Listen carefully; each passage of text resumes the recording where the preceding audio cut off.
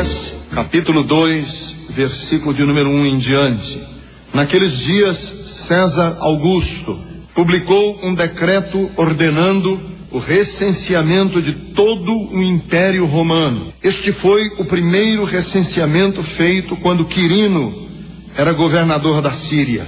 E todos iam para sua cidade natal a fim de alistar-se. Assim José também foi da cidade de Nazaré da Galileia para a Judeia, para Belém, cidade de Davi, porque pertencia à casa e à linhagem de Davi. Ele foi a fim de alistar-se com Maria, que lhe estava prometida em casamento e esperava um filho. Enquanto estavam lá, chegou o tempo de nascer o bebê, e ela deu à luz o seu primogênito, e envolveu em panos, e o colocou numa manjedoura, porque não havia lugar para eles na hospedaria.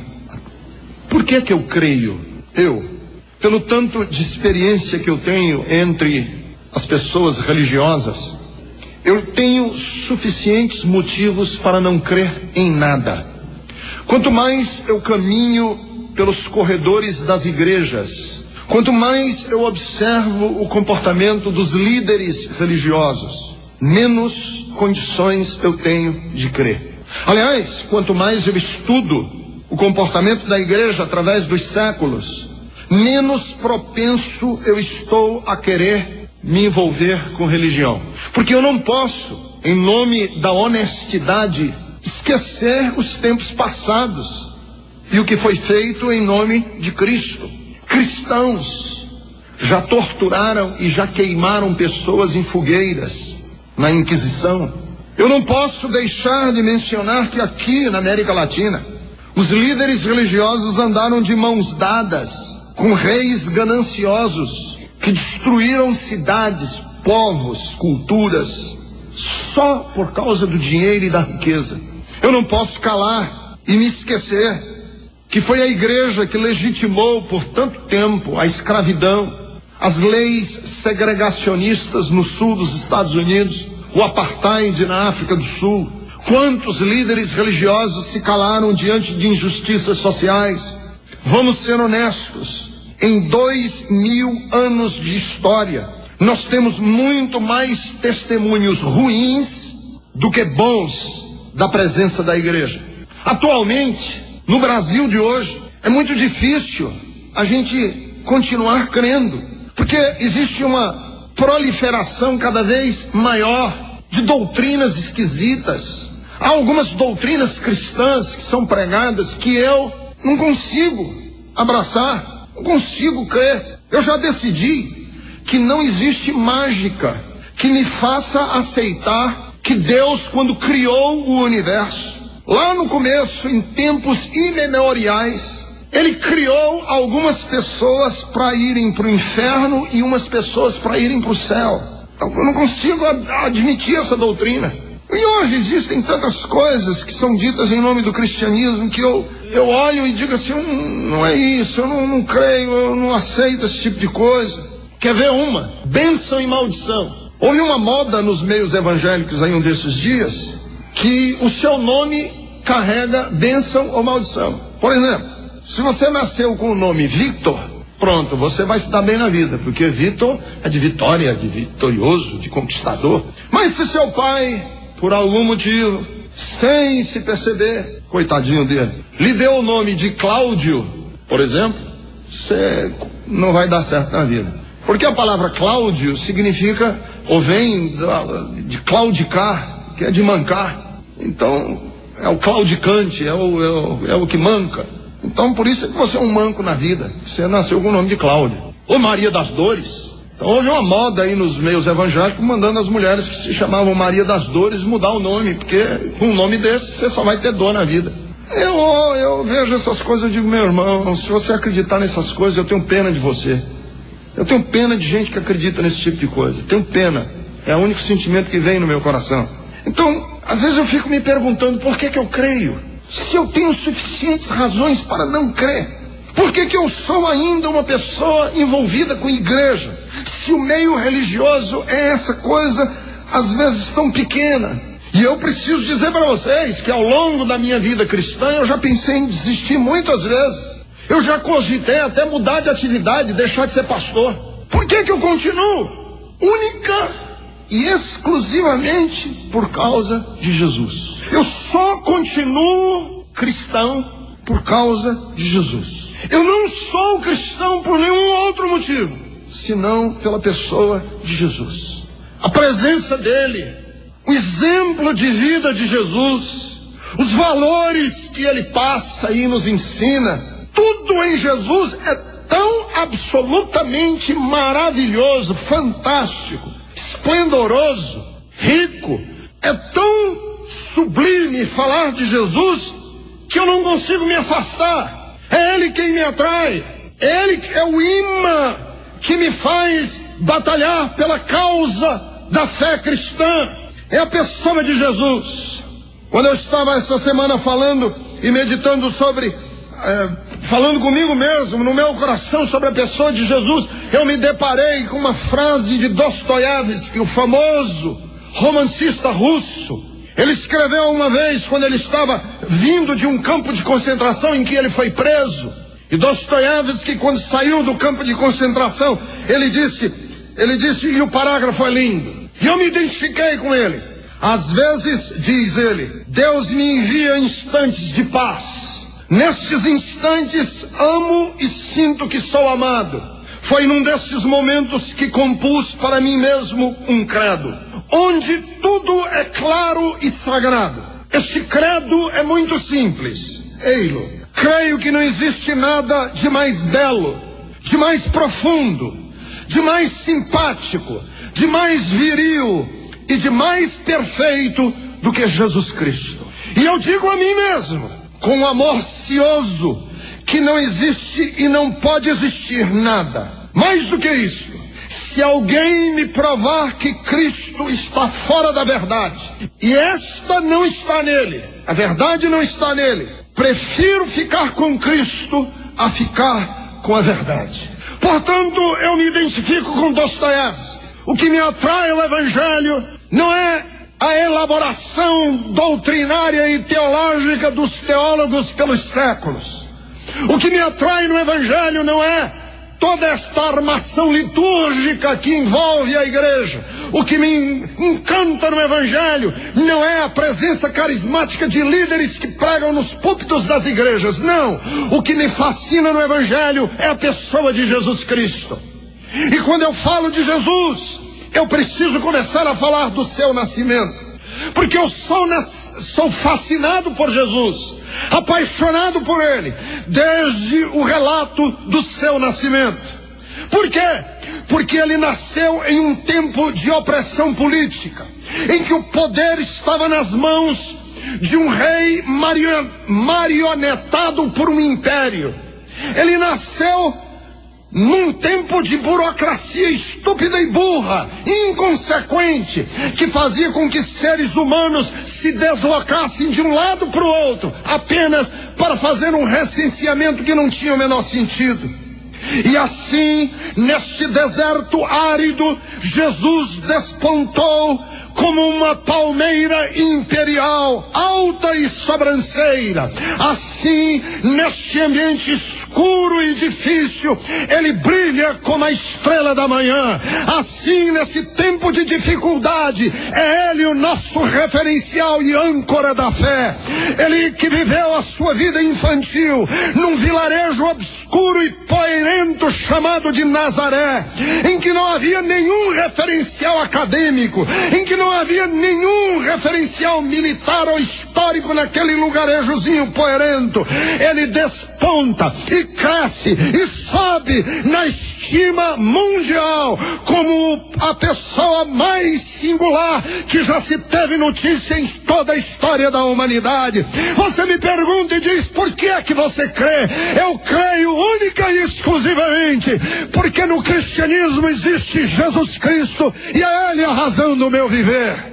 Por isso, eu concordo com Jean-Paul Richter, que afirmava: a vida de Jesus Cristo diz respeito àquele que, sendo o mais santo entre os poderosos e o mais poderoso entre os santos, com as mãos transpassadas, tirou o império do eixo e mudou o leito das correntes dos séculos. E é Ele que ainda governa nas gerações que se passaram.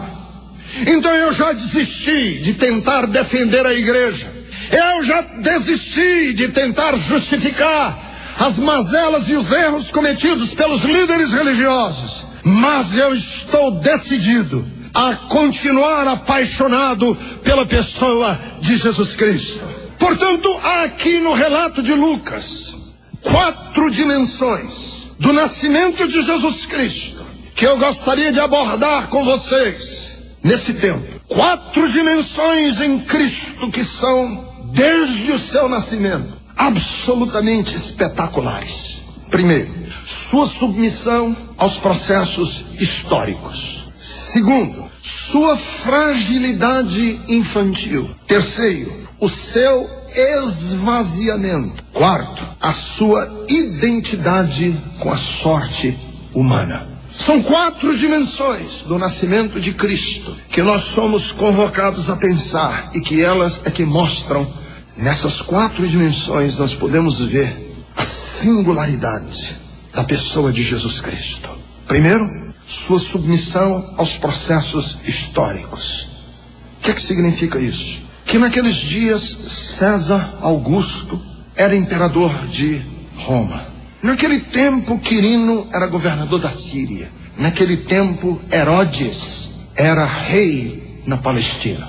E é interessante que Deus não deu uma ajeitada na história para melhor acolher o seu filho. Deus não ajeitou o berço de Cristo. Jesus não nasceu num berço pintado de azul claro. Jesus não nasceu num ambiente que antes dele nascer, Deus tivesse dado uma ajeitada. Deus poderia ter providenciado uma confluência de fatos para que a época em que ele nascesse fosse uma época melhorzinha. Ele nasceu num tempo em que Augusto César era imperador, que Quirino era governador da Síria. Ele nasceu numa época em que Herodes era rei da Palestina. São 3 referências políticas que o Evangelho nos dá. E são 3 referências políticas da pior qualidade. Um era o imperador de um império que tinha ambições mundiais, que era o Império Romano, Augusto César. O outro era um governador de uma região da Síria, totalmente irrelevante, porque ele era manietado, controlado, amordaçado pelo império. E o outro, Herodes, era um homem da pior qualidade, aético, um ser abjeto. Quer dizer, quando Jesus nasce, os processos históricos são intocados. E se formos prestar atenção no nascimento, durante a vida, morte e ressurreição, nada foi historicamente mudado. Nada. Aliás, o nascimento de Jesus, em se falando de história, foi um evento desapercebido. Ele nasceu, viveu e morreu como a maioria de nós. Maioria de nós. Sem ninguém tomar conhecimento de que nós existimos a não ser a nossa própria família. Então a primeira coisa que eu acho lindo no nascimento de Cristo é que não tem uma intervenção direta do céu, modificando valores culturais, históricos, políticos, para que Cristo nasça num mundo ajeitado. Eu gostaria que Deus tivesse mudado algumas variáveis da minha vida no dia em que eu nasci. Eu tenho certeza que você também. Eu queria que quando eu vim ao mundo, as coisas fossem diferentes de como elas estavam. Querem ver? Meu nome, Ricardo, foi dado a mim em homenagem ao massagista do Corinthians. Meu pai jogava no Corinthians. E o massagista, que meu pai morava em Garça, no interior de São Paulo, e jogava aqui em São Paulo, capital, e não tinha onde ele morar, e para não ficar morando no clube, ele morava na casa desse massagista, que cuidava do meu pai. E logo que ele começou a jogar futebol, ele machucou o joelho. Estourou os meniscos do joelho. Naquela época as operações eram muito mais rudimentares do que são hoje. Eu fiquei pensando, em 1954, se meu pai não tivesse machucado o joelho, foi o ano em que o Corinthians foi o campeão da Copa do quarto centenário de São Paulo. Se meu pai não tivesse machucado o joelho em 1954, quando o Corinthians foi campeão da Copa do quarto centenário da cidade de São Paulo, quem sabe ele não teria acertado um belo contrato. Porque 1954 foi um ano muito importante para o futebol brasileiro. Foi o ano em que um menino chamado Pelé chegou ao Santos para jogar. Aí eu fico pensando, se Deus tivesse só dado uma ajeitadazinha na história. Talvez você pense assim na sua história. Quer outro exemplo? Meu avô, que morava no interior de São Paulo, em Garça, poderia não ter sido o homem ridículo que ele foi. Pai do meu pai. Brigou muito com minha mãe, que era nordestina. E ele achava talvez que as mulheres nordestinas iam baixar a cabeça, ele que era um fazendeiro do interior de São Paulo, e quando ele tentou fazer minha mãe baixar a cabeça, minha mãe empinou a cabeça contra ele, brigaram os dois, e aí minha mãe foi para Fortaleza, que foi onde eu nasci. Se a minha mãe não tivesse brigado com meu avô, que era rico e fazendeiro no interior de São Paulo, como teria sido a minha vida? Porque 1954, o ano que eu nasci, Jânio Quadros era prefeito dessa cidade. 1954 foi o ano do quarto centenário da cidade de São Paulo. Foi quando foi inaugurado o Parque do Ibirapuera, Rádio Bandeirantes, a Igreja da Sé, o aeroporto de Congonhas, Avenida 23 de Maio. Foi 1954. E aí eu fico pensando, puxa vida, no ano de prosperidade econômica, São Paulo era chamada a locomotiva do Brasil. Jânio Quadros, prefeito, e que mais na frente foi o presidente da República. Eu fico pensando, se Deus tivesse dado uma ajeitada na história para o meu nascimento, porque eu nasci num ano muito interessante da história do Brasil, 1954, em que no dia 24 para o dia 25 de agosto, Getúlio Vargas se suicidou. 1954, o ano em que João Cabral de Melo Neto escreveu Morte e Vida Severina. Deus podia ter dado uma ajeitada e eu talvez estivesse trilhando outros caminhos, mas não. Deus não mudou nada na história para me receber. Aí eu fico pensando assim, eu nasci e a vida continuou e eu não mudei nada e nem a vida mudou e nem aconteceu nada. Mas espera um instantinho, essa é a história de cada um de vocês. As variáveis, as condições políticas, as condições sociais em que você nasceu não foram dadas um jeitinho de Deus para que você nascesse em berço esplêndido. Você nasceu num mundo que continuava e continuou e era e nem estava tomando conhecimento do seu nascimento. Você, Sebastião, você, Raimunda, você, Miriam, você, Carlos, você que está aqui hoje, você, Ricardo, você, Mário. Ninguém, o mundo não mudou porque nós nascemos. Mas espera um instantinho, o mundo também não mudou no dia em que Jesus nasceu. No dia em que ele nasceu, ninguém tomou conhecimento do nascimento dele, a não ser um punhado de pastores que estava guardando as vigílias da madrugada. Ele nasceu num mundo que não tomou conhecimento do dia do nascimento dele. Essa é a minha história e essa é a sua história. E o que é que isso quer dizer a mim? O que é que isso quer dizer a cada um de nós?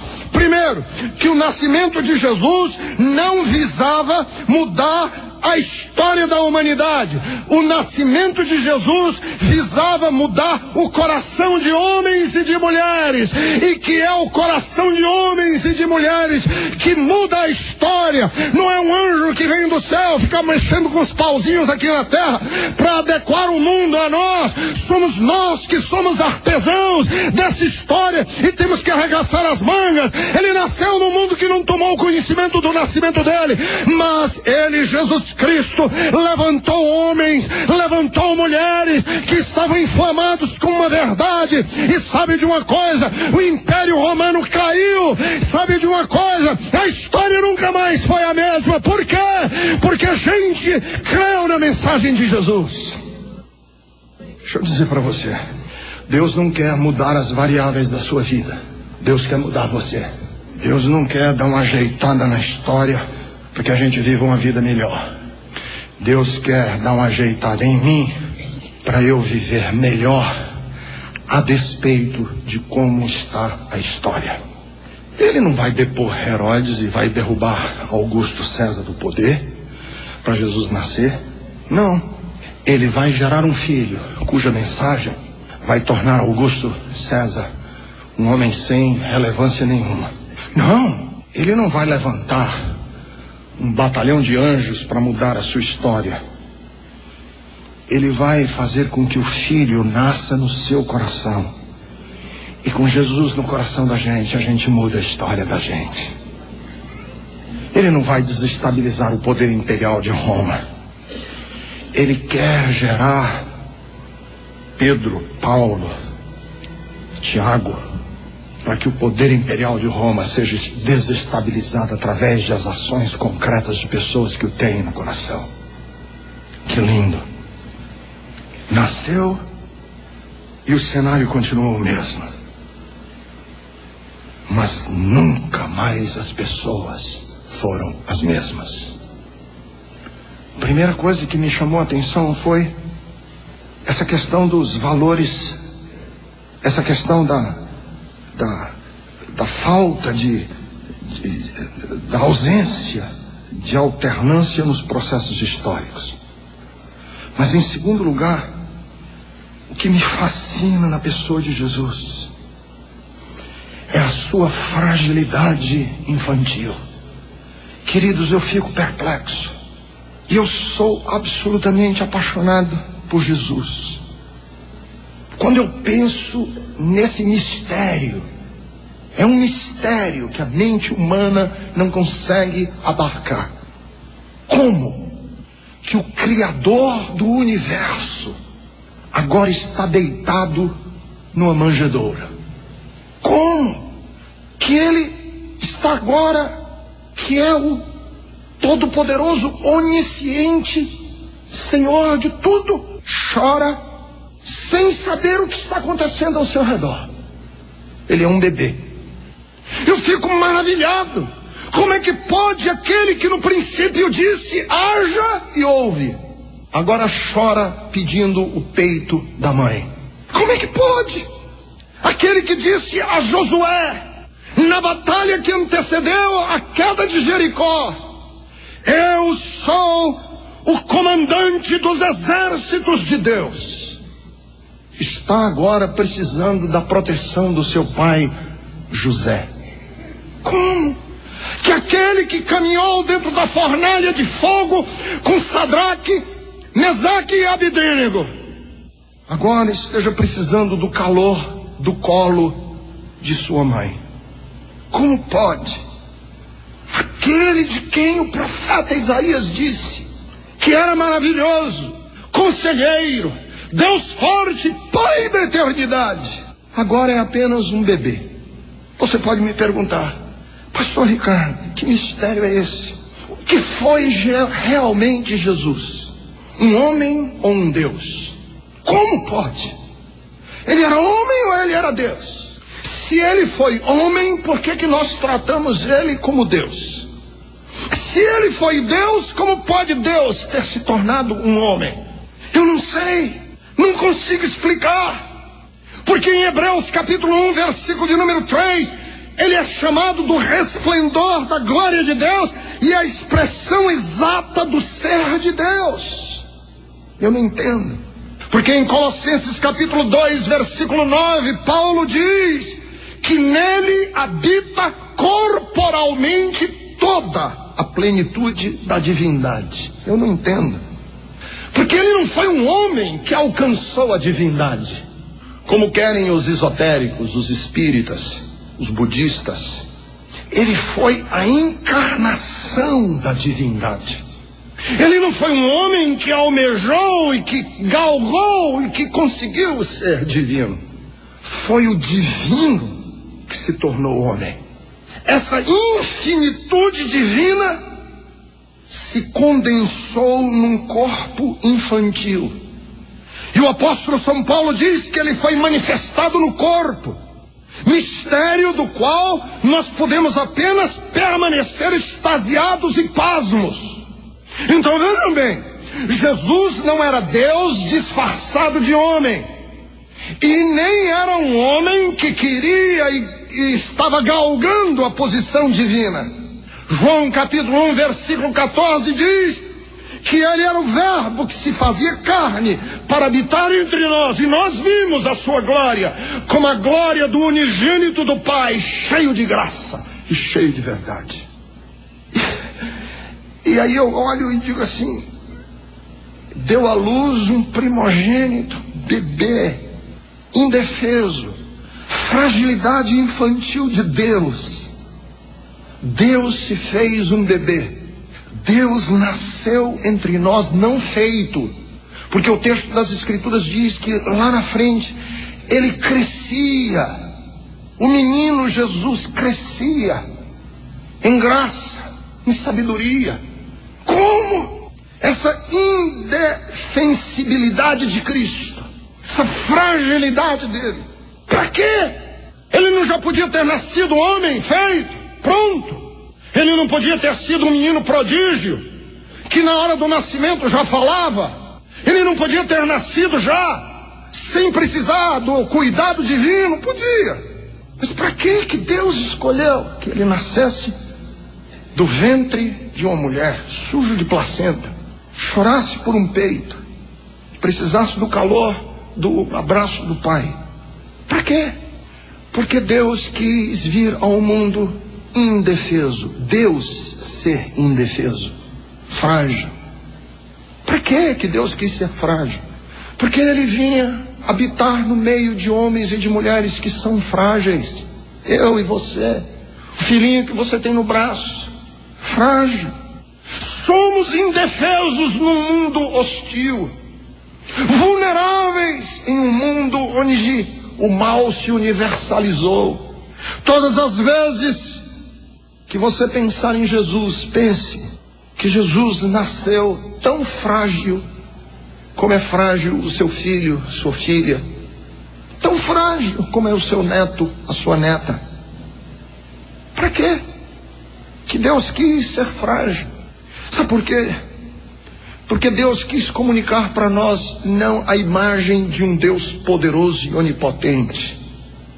Deus quis mostrar para nós que ele é um Deus frágil. Você disse: pastor, pera um instantinho, você está quase dizendo heresia. Deus é frágil? É. Sabe por quê? Porque todas as vezes em que você entra num relacionamento com uma outra pessoa, você se fragiliza. Todas as vezes que você entra num relacionamento com uma outra pessoa, você se fragiliza. E Deus, quando quis nos visitar, ele não quis nos visitar como alguém que imperialmente domina sobre nós. Ele quis se relacionar conosco num relacionamento de amor. E isso vulnerabiliza Deus. Você diz como? Desses dias eu vi uma frase muito bonita que dizia assim: você só será verdadeiramente amado no dia em que você se mostrar inteiramente para o outro, para o seu próximo, e ele não usar da sua fraqueza para tentar lhe dominar. Você só será verdadeiramente amado no dia em que você puder se mostrar inteiramente para o seu próximo, e ele não usar da sua fraqueza que você mostrou para ele para tentar dominar você. Todas as vezes que nós entramos num relacionamento com uma outra pessoa, nós nos tornamos frágeis, porque ele passa a nos conhecer. O Milor Fernandes dizia assim: como são admiráveis as pessoas que eu conheço pouco. Na hora que você começa a conhecer uma pessoa, a pessoa que se desnuda para você, ela está se fragilizando. Por quê? Porque você passa a conhecer. E quando você conhece a fraqueza daquela pessoa. Como foi que Deus quis mostrar para nós a sua grandeza? Não mostrando o seu poder, mas mostrando a sua fragilidade. Se você não amar um Deus que se fez frágil, você jamais vai amar um Deus que é onipotente. Jamais. Então vejam bem, quando pensamos em Deus, nós pensamos num pai. Não pensamos num rei, pensamos num pai. O Deus da Bíblia é diferente dos deuses pagãos, que tudo controla, que tudo ordena. Algumas pessoas, um desses dias, vieram me dizer assim: pastor, eu não gosto de ler o Novo Testamento, porque o Deus do Antigo Testamento, do Velho Testamento, é um Deus muito duro, muito sanguinário, muito vingativo. Eu gosto de Jesus. Ele sim que é amoroso, que é bom. Falei: volte a ler a Bíblia. O Deus do Antigo Testamento é igualzinho a Jesus. Igualzinho. Quantas vezes Deus se fragilizou para Israel, dizendo assim: se você não fizer, vai ficar sem ser feito. Se vocês errarem, o erro vai estar feito. Deus podia manipular as circunstâncias, mas Ele confiou em Israel. E a história de Israel não andou muitas vezes como Deus queria que ela andasse. Por quê? Porque Deus se fragilizou num relacionamento com os seus filhos de iguais. Então vejam bem, Deus se fragilizou no momento em que Ele chamou a você e a mim para fazermos a obra dEle. Fragilizou. Tem um mundo para ser conquistado, por que Deus não manda anjo? Tem um mundo para ser ganho, por que Ele não manda os serafins? Manda cristãos que são relapsos. Por que Deus manda que eu e você façamos a obra dEle, que somos infiéis? Porque Deus preferiu se fragilizar num relacionamento verdadeiro conosco, a manipular a história de cima para baixo. Vejam bem, Deus se fragilizou quando Ele entregou a educação dos seus filhos na sua mão. A educação dos meus filhos, Deus entregou na minha mão. Deus não podia pegar e manipular os nossos filhos para eles serem educados do jeito de Deus e não o meu? Podia, mas Ele não fez isso. Ele entregou na sua mão. Se você fizer uma porcaria, porcaria estará feita. Deus não poderia evangelizar o mundo de uma outra maneira? Por que Ele escolheu a mim? Deus não podia confiar o cuidado dos pobres aos arcanjos?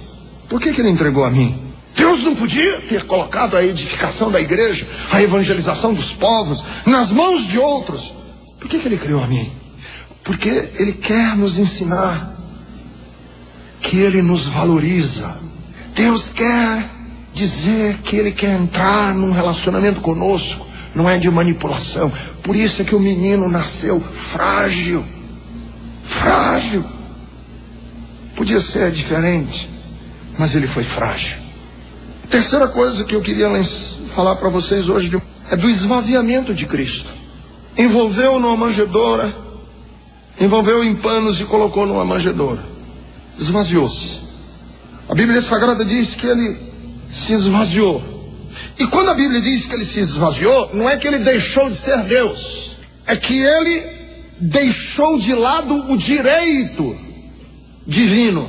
É diferente.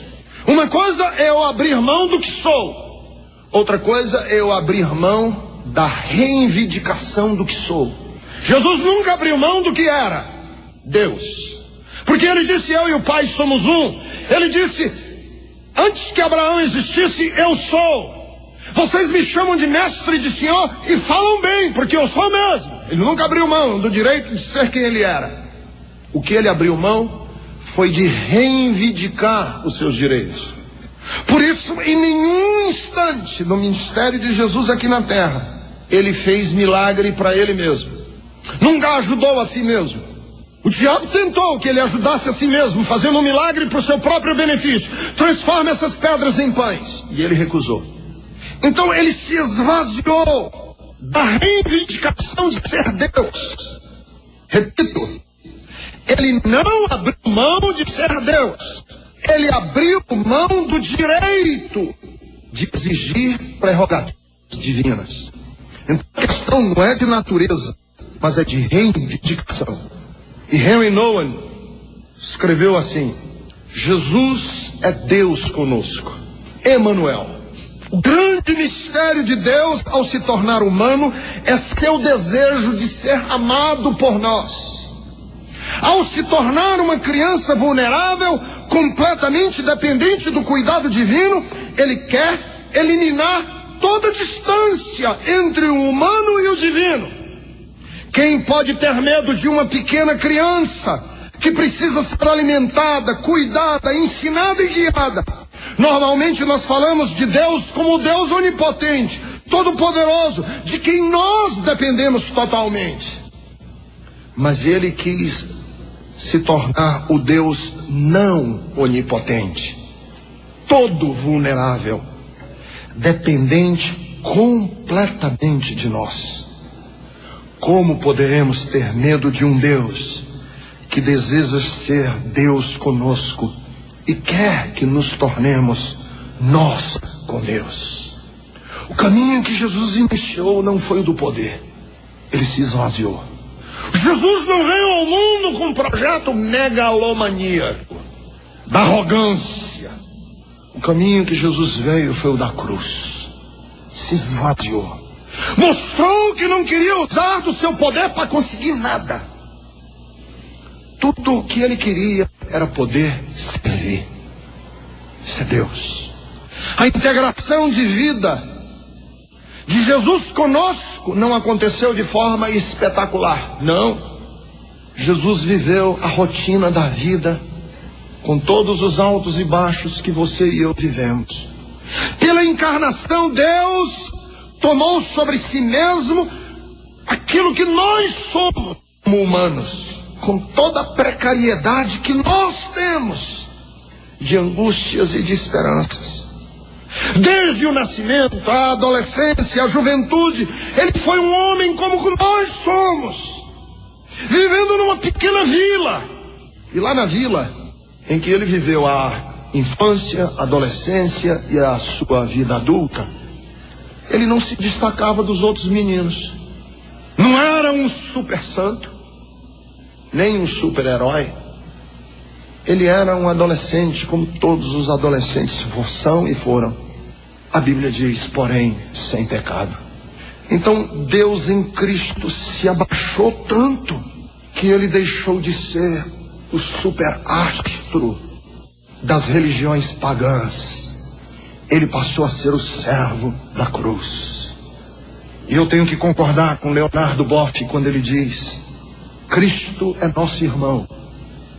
Enquanto participou do anonimato de quase todos os homens e assumiu a situação humana que é idêntica de todos nós, a vida vale a pena ser vivida assim como ela é, cotidiana, monótona, com o trabalho do dia a dia, na paciência de conviver com o próximo, de aprender a ouvi-lo, a compreendê-lo e a amá-lo, porque foi assim que Jesus viveu 30 dos 33 anos que ele viveu. Então, queridos, nós somos chamados não para o espetáculo, nós fomos chamados para o serviço. E foi por isso que quando ele nasceu um bebê numa manjedoura, numa esquina, numa rua, num quarto muito obscuro em algum lugar do mundo da Palestina, que a gente sequer tem o endereço certo. Para quê? Quarto lugar. Porque ele queria se identificar com a nossa sorte. Deus podia ter nascido num palácio de ouro, providenciado um berço esplêndido para o filho dele. Mas não. O texto diz que não havia lugar para ele na hospedaria. Igualzinho à sorte de bilhões de pessoas que já viveram na face da terra. Não há lugar para ele na hospedaria, assim como não há lugar para o emigrante na Europa hoje. Assim como não há lugar para o deficiente físico no mundo de pessoas que se acham normais. Assim como não há lugar para o pobre no meio de gente cheirosa e bonita. Não havia lugar para ele. Por isso, o Deus que nós servimos sabe o que é ser rejeitado. O Deus que nós servimos sabe desde o seu nascimento o que é ver as pessoas pelas costas. Porque no dia do nascimento não havia lugar para ele na estalagem. Ele foi tratado como um comum. Quando ele cresceu, o Evangelho de João nos diz que ele foi rejeitado pelos seus irmãos. Quando ele entrou na cidade de Gadara, ele foi rejeitado pelos gadarenos. Quando ele entrou nos ambientes religiosos, os religiosos botaram ele fora. quando ele teve um grupo de amigos, ele foi rejeitado por Judas. Quando ele se deparou diante de Pôncio Pilatos, ele foi rejeitado por Pôncio Pilatos. Quando enviaram para ele conversar com Herodes, ele foi rejeitado por Herodes. E quando ele caminhou pelas ruas da cidade de Jerusalém, carregando uma cruz nos ombros, ele foi rejeitado pela humanidade em cada tapa, em cada bofete, em cada cuspe que desferiram na direção do seu rosto. No dia em que ele subiu à cruz, ele foi rejeitado pelo próprio Deus.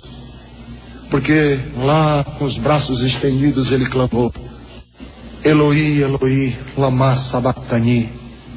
Meu Pai, por que me desamparaste? Querido, deixa eu dizer para você, você já foi rejeitada, mulher, rejeitada num relacionamento que usaram e abusaram de você. Nós temos um sumo sacerdote que sabe curar as nossas dores. Você já foi rejeitado na vida, porque você perdeu o emprego, porque você não era de berço esplêndido. Já. Você perdeu aquela promoção, porque você não era bonito como era bonita aquela outra moça que ganhou a promoção. Já. Você já perdeu oportunidades na vida, porque você carrega um defeito genético, físico. Já. Você já sofreu porque você era de origem pobre, nordestina. Você tem a pele negra. Já. Pois você não está só. O Deus que nós servimos sabe, conhece. E a Bíblia Sagrada diz: se compadece da sorte da humanidade. Ele se identificou com a sorte dos desvalidos desde o nascimento. A vida de Jesus foi dura. Não foi um passeio nem um piquenique. A vida de Jesus foi pesada e difícil. Por isso que o termo favorito que Jesus usava para si mesmo, quando ele usava, falava de si mesmo 84 vezes no Novo Testamento, ele usa, quando ele fala de si mesmo, a expressão Filho do Homem. Filho do Homem. Por que Filho do Homem? Porque ele é filho da sorte de todos nós. Somos filhos do homem, porque ele viveu a realidade que nós vivemos. Senhor, ajuda-nos a fazer a tua vontade, a viver segundo os teus preceitos e valores, a viver de acordo com aquilo que o Senhor tem para as nossas vidas. Ó Deus, eu quero te pedir que tu nos ajudes a colocar os pés no chão e o coração no céu. Nos ajudes a viver de maneira tal que a nossa vida seja uma inspiração para o próximo, para as pessoas que olham para nós, e que eles possam ver em nós o reino de Deus, ver em nós as nossas boas obras e glorificarem o Pai que está nos céus. Faz assim, eu te peço, pois eu te oro no nome de Jesus, que vive e reina eternamente.